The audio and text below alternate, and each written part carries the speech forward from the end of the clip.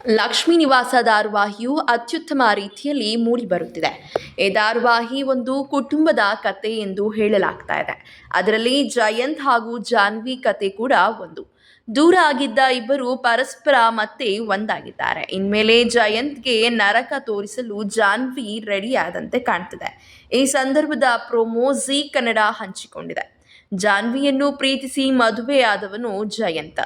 ಈ ಮದುವೆ ನಡೆಯುವುದಕ್ಕೂ ಮೊದಲು ಜಯಂತ್ ಒಳ್ಳೆಯವನು ಎಂದು ಜಾನ್ವಿ ಅಂದುಕೊಂಡಿದ್ದಳು ಎಂದೇ ಹೇಳಬಹುದು. ಆದರೆ ಮದುವೆಯಾದ ಬಳಿಕ ಆತನ ನಿಜವಾದ ಬಣ್ಣ ಗೊತ್ತಾಗಿದೆ.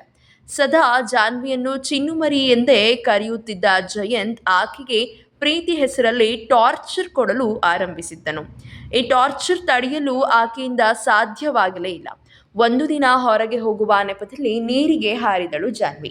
ಈ ಮೂಲಕ ಪತಿಯಿಂದ ತಪ್ಪಿಸಿಕೊಂಡಳು. ಇಷ್ಟು ದಿನಗಳ ಕಾಲ ಜಾನ್ವಿ ತಲೆಮರೆಸಿಕೊಂಡೇ ಓಡಾಡುತ್ತಿದ್ದಳು. ಆದರೆ ಈಗ ಕೊನೆಗೆ ಆಕೆ ಸಿಕ್ಕಿದ್ದಾಳೆ. ಹೌದು, ಇಷ್ಟು ದಿನ ಜಾನ್ವಿಗೆ ಜಯಂತ್ ಕಾಟ ಕೊಡುತ್ತಿದ್ದನು. ಈಗ ಜಾನ್ವಿಯೇ ಕಾಟ ಕೊಡಲು ನಿರ್ಧರಿಸಿದ್ದಾಳೆ. ಯಾವ ಟೆಕ್ನಿಕ್ ಉಪಯೋಗಿಸಿ ಪತಿ ಟಾರ್ಚರ್ ಕೊಡುತ್ತಿದ್ದನೋ ಅದೇ ಮಾರ್ಗದಲ್ಲಿ ಜಾನ್ವಿ ಕೂಡ ಟಾರ್ಚರ್ ನೀಡಲು ಆರಂಭಿಸಿದ್ದಾಳೆ. ಇದು ಧಾರಾವಾಹಿ ದಿಕ್ಕನ್ನೇ ಬದಲಿಸಿದೆ. ಮುಂದೇನಾಗುತ್ತೆ ಎನ್ನುವ ಕುತೂಹಲ ಈಗ ಎಲ್ಲರಲ್ಲೂ ಮೂಡಿದೆ. ಲಕ್ಷ್ಮೀ ನಿವಾಸ ಧಾರಾವಾಹಿ ಒಳ್ಳೆಯ TRP ಪಡೆದುಕೊಂಡು ಸಾಗಿದೆ.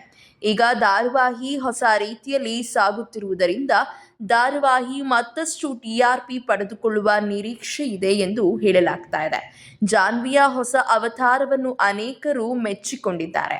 ಕೇವಲ ಚಿನ್ನು ಮರಿಯಲ್ಲ, ಈಗ ಅವರು ಬೆಂಕಿ ಮರಿ ಎಂದೆಲ್ಲ ಕಮೆಂಟ್ಗಳ ಸುರಿಮಾಲೆ ಬಂದಿದೆ. ಇದೇ ರೀತಿಯ ಸಿನಿ ಅಪ್ಡೇಟ್ಸ್ಗಳಿಗಾಗಿ ಹಾಗೂ ಸೀರಿಯಲ್ನ ಲೇಟೆಸ್ಟ್ ಅಪ್ಡೇಟ್ಸ್ಗಳಿಗಾಗಿ ಈ ಕೂಡಲೇ 2 Minutes Talk ಯೂಟ್ಯೂಬ್ ಚಾನಲನ್ನು ಸಬ್ಸ್ಕ್ರೈಬ್ ಮಾಡಿ ಹಾಗೂ ಪ್ರತಿಯೊಂದು ನೋಟಿಫಿಕೇಷನ್ಗಳಿಗಾಗಿ ಪಕ್ಕದಲ್ಲಿ ಕಾಣ್ತಿರುವಂತಹ ಬೆಲ್ ಐಕಾನ್ ಅನ್ನು ಕ್ಲಿಕ್ ಮಾಡಿ.